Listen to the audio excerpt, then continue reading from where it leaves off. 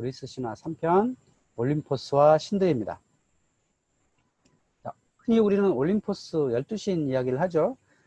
그래서 뭐 크로노스와 레와가 합쳐져서 6신을 탄생을 시켰고, 그 6신 중에서 제우스를 제왕으로 모시고 나머지 또 그 자식들 신 이렇게 해가지고 흔히 12신을 이렇게 정하는데요.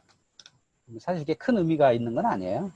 12이라고 하는 중요한 숫자죠. 이 지중해 동쪽 지역에서 12라는 숫자는 예로부터 아주 중요한 의미가 있어서, 이건 로마 시대에 활동이 많았던 스토리가 많은 신들 중심으로 12를 정한 거고요. 이게 뭐 딱 고정적인 건 아닌데, 뭐 어쨌든 12이라고 하는 신들에는 뭐 제우스, 헤라, 데메트르, 헤스티아, 그 다음에 하데스는 지하세계에 살았기 때문에 이렇게 역할이 크지가 않았고, 그 다음에 포세이돈도 바다에 있었기 때문에 또 크지 않았고, 뭐 그래서 요 6명 중에 4명을 포함시킨 거고, 그 다음에 이제 제우스의 자녀들로 되어 있는 여러 신들 중에서 아테나, 아르테미스, 헤르메스, 아폴론, 아레스, 디오니소스를 또 주요 신으로 넣었고, 또 아프로디테를 넣었고, 또 헤라의 아들로 되어 있는 헤파이토스를 또 넣은 거죠.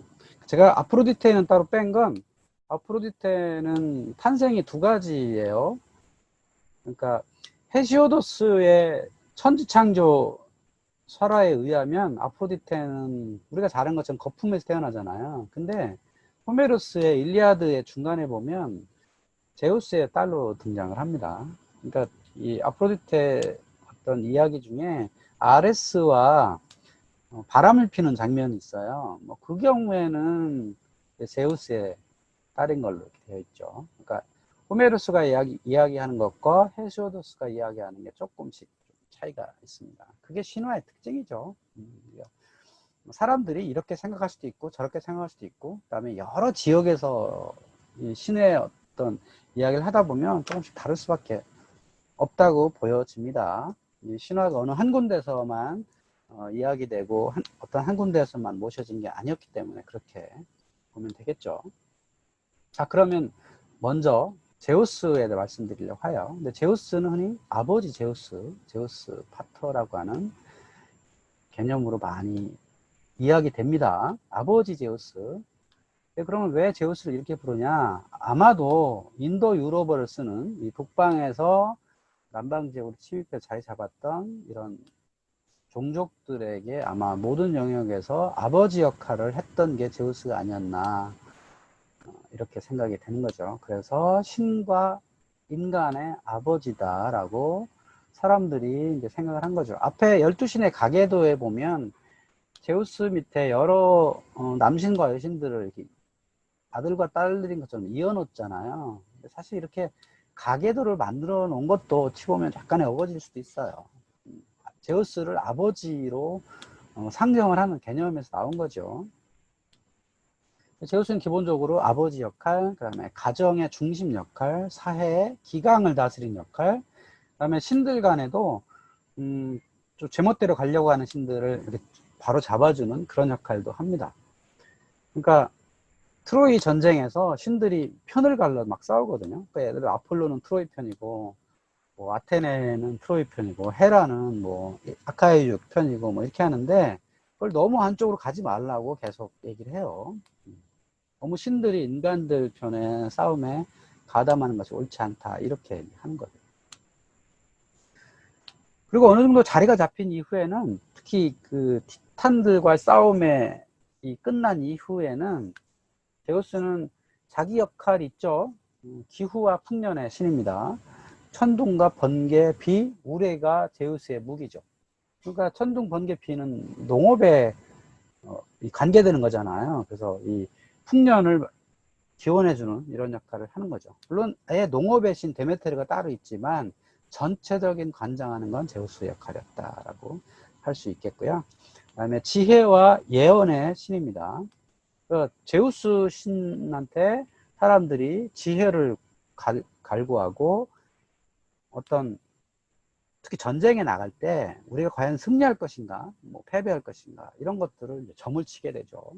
그래서 앞에 프로메테우스 편에서 프로메테우스가 이 소고기를 둘로 나누잖아요.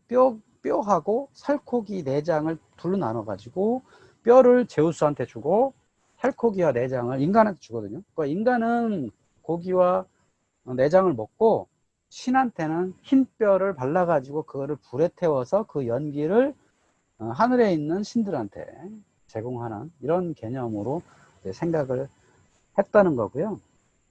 그 다음에 동물뼈를 태우면 거기 갈라지거든요. 그러면 갈라지는 모양을 보고 또 점을 쳤습니다.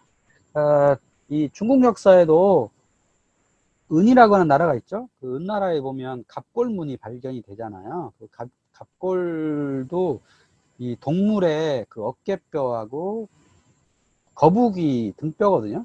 거기다 이제 한자를 쓴 건데 원래는 그게 다 점을 위한 거예요. 뼈를 태워가지고 갈라지는 보고 점을 쳤다.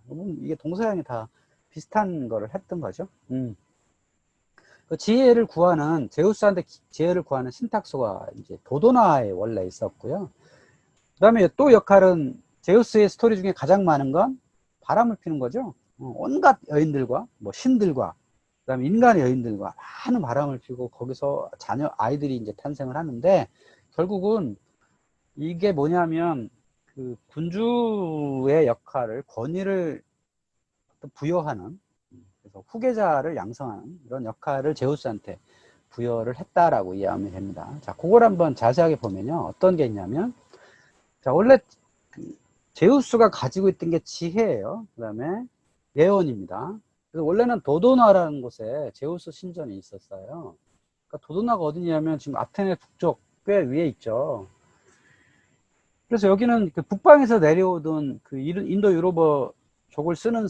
유로버를 쓰는 사람들이 북에 내려오면서 아마 이런 그 예언의 장소들을 만들었겠죠. 그러니까 도도나에서 제우스 신탁소가 있었고, 그 다음에 원래 이 그리스 신화가 이집트에서 전해졌다라고 헤로도토스는 아주 책에 명기하거든요. 그러니까 이집트에도 제우스 역할의 이름만 다를 뿐 제우스의 신탁소가 있었어요. 그게 암몬 신탁소라고 부르는.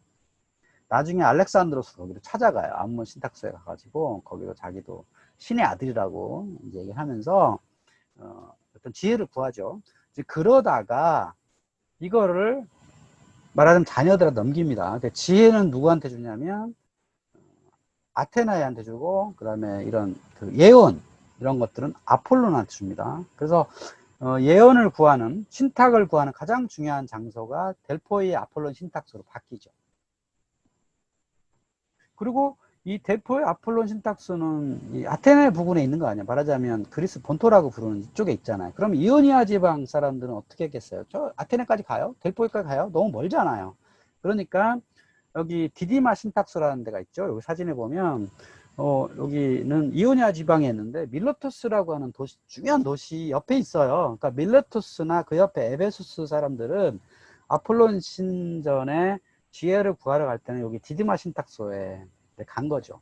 그러니까 다 이 아폴론 신탁소 하면 다 이 델포이라고 생각하지만 실제로 이오니아 지방에는 이 디디마 신탁소도 있었다.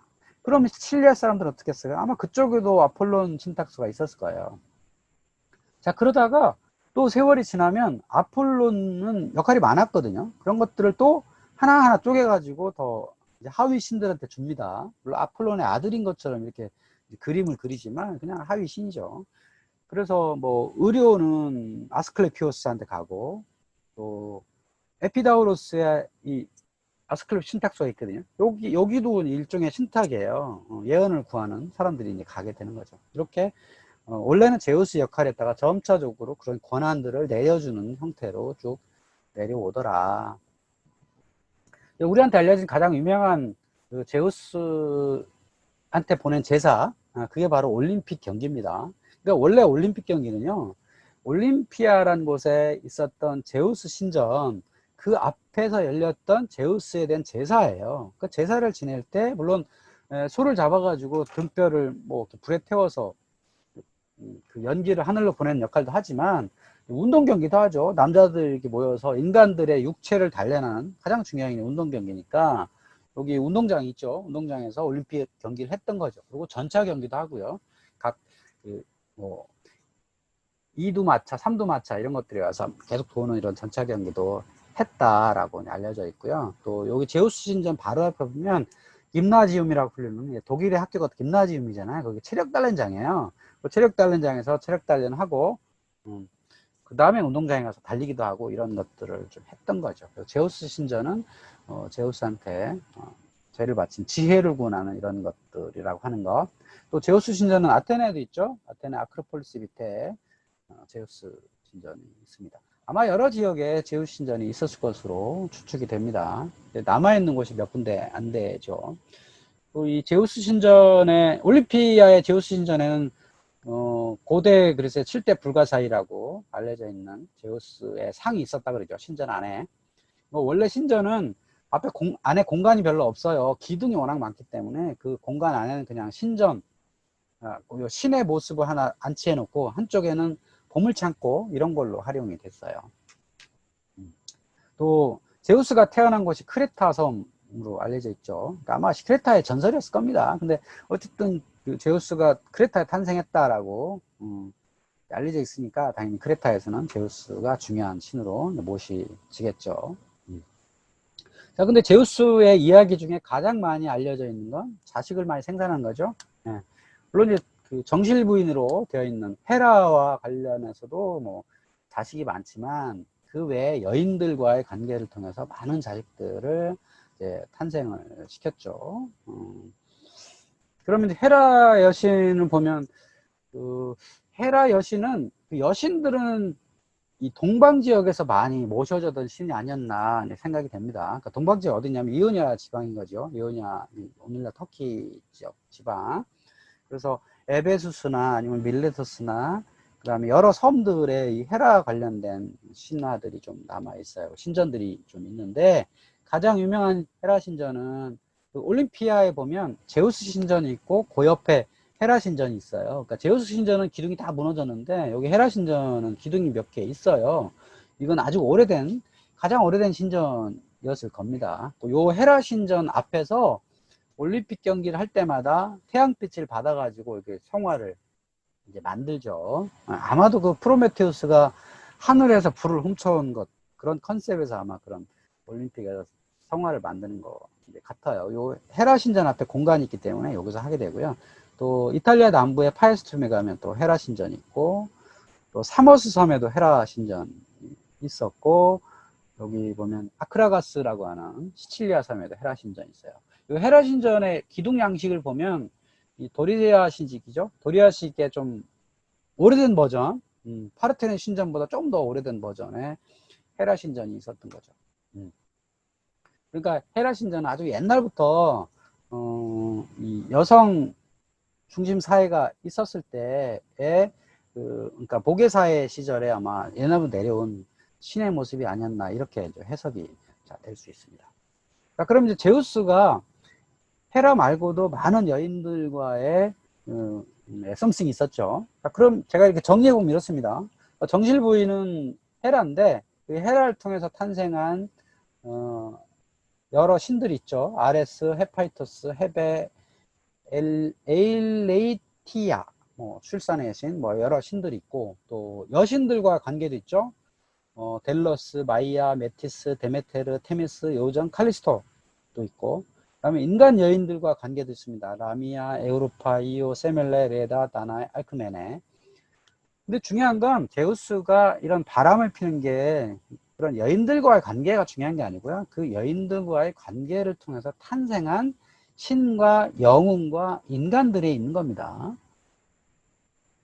그래서 이런 신들이 그냥 탄생할 수는 없거든요. 그러니까 여기에 분명히 에로스라고 하는 사랑이 작용을 해가지고 남녀 간의 교합을 통해서 이런 남자 신, 여자 신들이 탄생을 하게 된 거죠.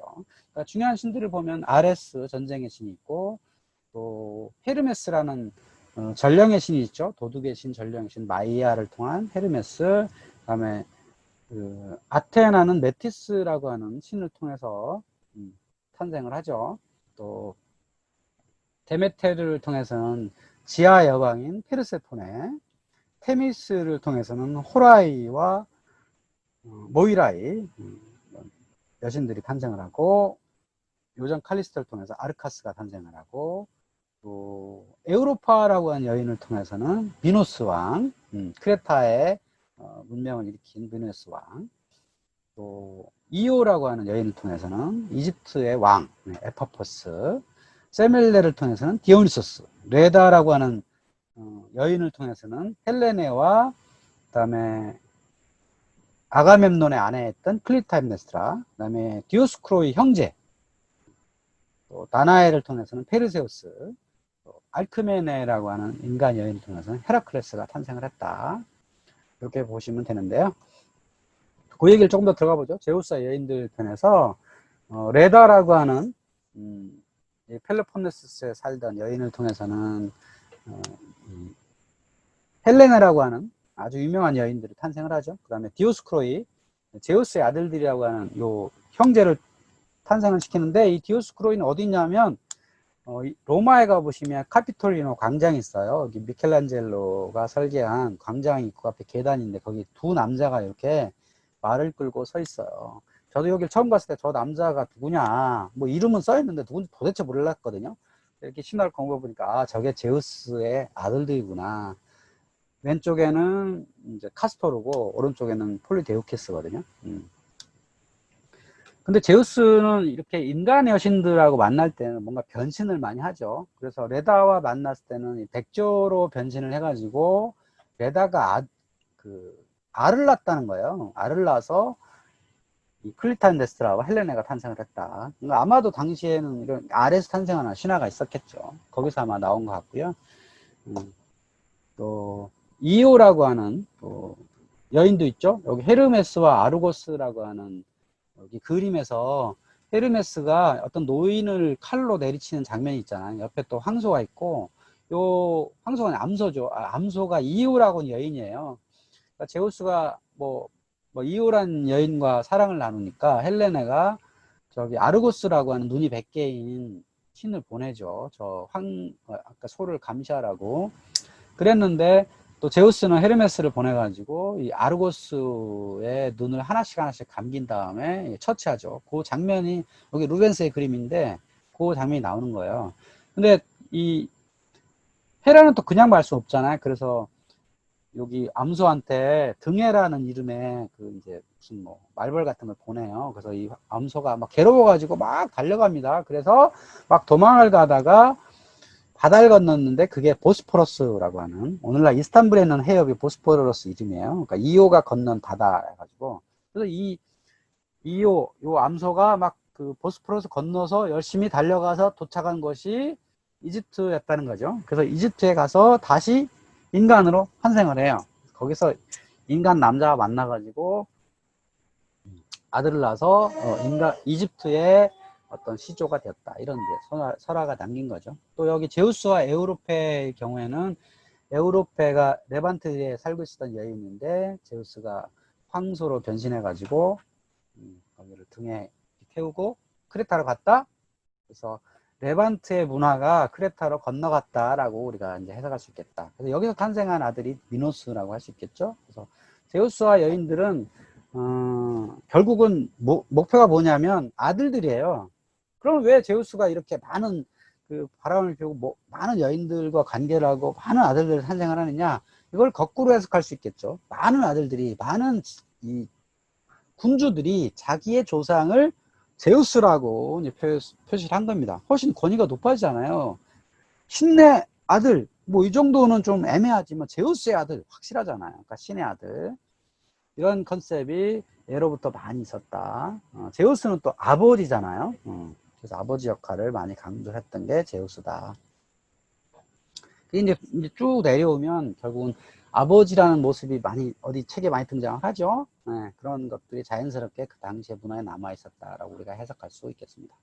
자, 제우스의 형제인 포세이돈을 가보죠. 자, 포세이돈은 바다를 다스리죠.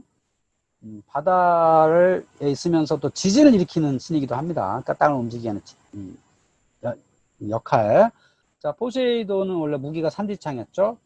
여기 아테네 국립박물관에 가면 포세이돈의 산지창이라고 하는 아주 멋진 청동상이 있어요. 이건 정말 오리지널 작품입니다. 로마 시대에 베낀 게 아니고 이건 바다에서 건져냈기 때문에 아주 그 인간의 육체를 제대로 잘 만든 이런 충동생이라고 할 수 있어요. 후대 그 미켈란젤로가 만든 이런 남성 동상보다는 훨씬 자연스러운 그런 모습입니다. 그러니까 미켈란젤로보다는 훨씬 더 기술이 좋았던 고대의 누군가가 이런 모습을 만든 거죠.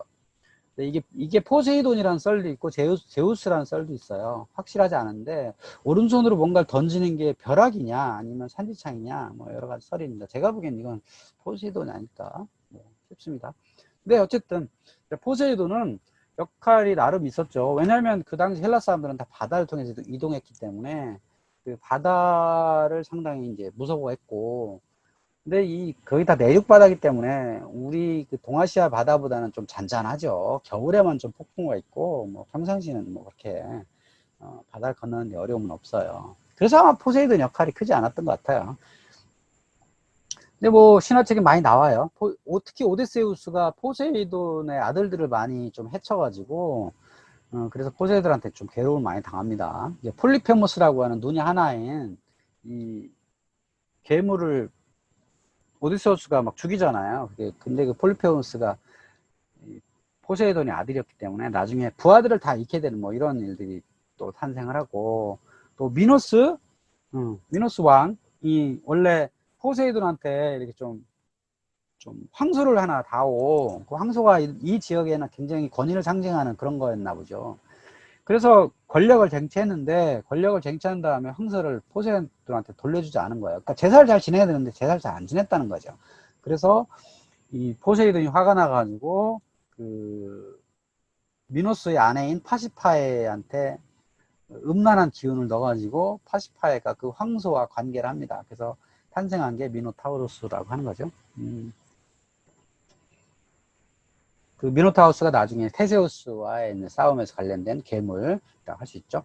네, 여기 포세이돈 신전이 몇 군데 있는데요. 제일 유명한 건 아테네에서 한 2시간 거리에 있는 수니온이라는 바닷가에 포세이돈 신전이 있고요. 그 다음에 파에스툼에 포세이돈 신전이 있습니다.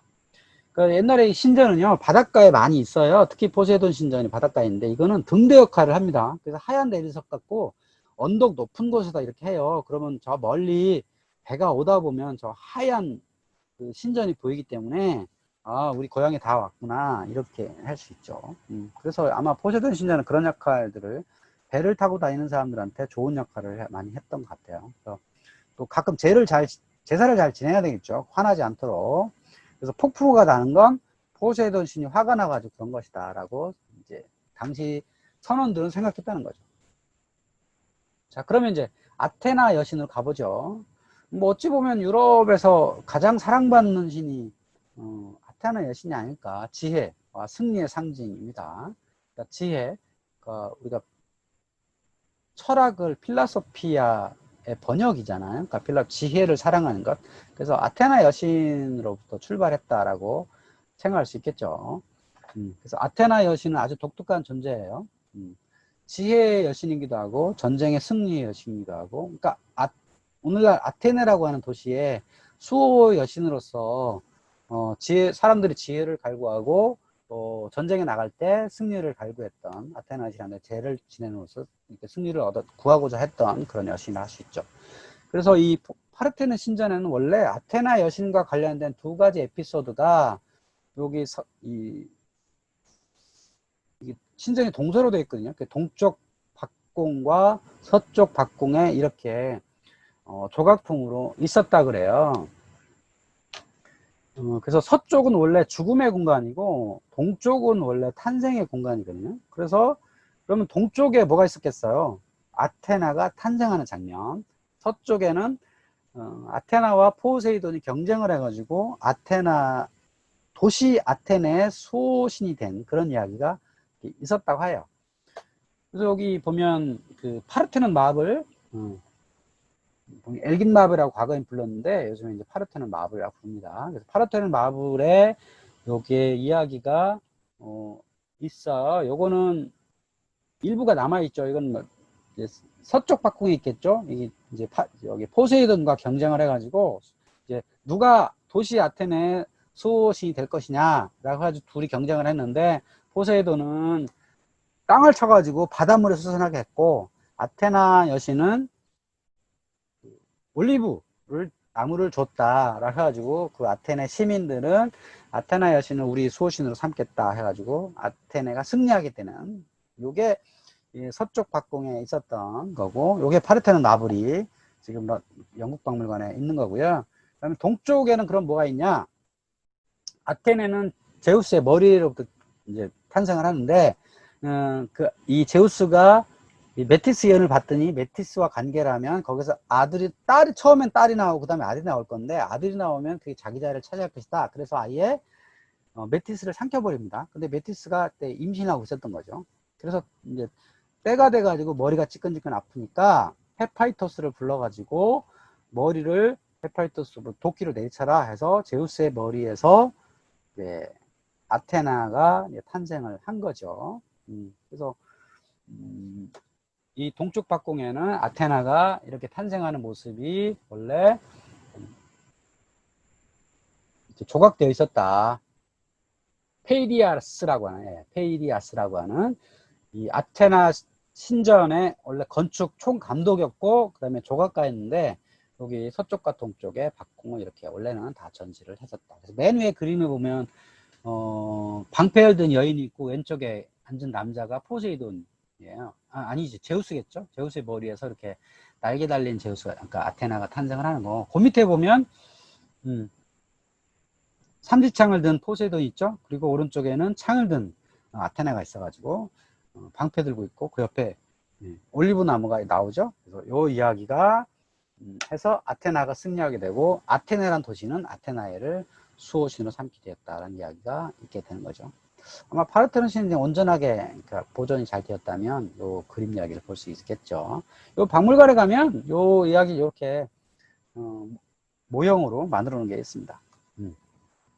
그래서 아테나 이야기를 더 해보면, 아테나 여신의 상징은 아이기스 방패죠. 이 아이기스 방패는 앞 시간에서 제우스의 탄생 이야기 잠깐 했었는데, 제우스가 크레타 섬에서 아기로 자라고 있을 때 염소 뿔을 부러뜨렸고, 그 염소가 못 쓰게 되니까 그 염소 가죽으로 방패를 만들게 됩니다. 그래서 염소 그 뿔은 뭐가 된다 그랬죠? 풍요의 뿔이 된 거고요. 그래서 염소 가죽으로 방패를 만들어서 제우스가 가지고 있었는데, 나중에 아테나한테 이걸 줘요. 그리고 아테나는 이걸 가지고 있다가 나중에 페르세우스가 메두사를 잡으러 간다 그럴 때 이걸 빌려줍니다. 그리고 페르세우스가 메두사의 얼굴을 가져오니까 이걸 방패에 딱 박아서 돌려주죠. 그래서 이 아테나의 상징은 메두사 얼굴이 박힌 아이기스 방패다. 오디세우스 읽어보면 뭐라고 나오냐면, 아이기스 방패를 가지신, 그럼 제우스를 얘기하는 거고, 아이기스 방패를 가지신 신의 따님, 뭐 이렇게 두 가지로 설명이 되고 있어요. 그래서 아이기스다. 여기 혹시 이스탄불에 가보신 분은 예레바탄 사라이라고 하는 지하 수조를 많이들 가보셨을 거예요. 이건 뭐 옆에 아야소피아 옆에 있기 때문에 옛날 로마 황제들이 여기 지하 물탱크로 썼던 곳이거든요. 근데 거기에 맨 안쪽에 가봤더니 여기 메두사의 얼굴을 거꾸로 놓은 기둥이 하나 있어요. 이게 아마 어떤 신전에 이렇게 있었겠죠. 메두사라고 하는 어떤 악의 존재를 이렇게 눌러놓은 게 아닐까 싶어요. 여기 기둥이 두 개가 있는데요.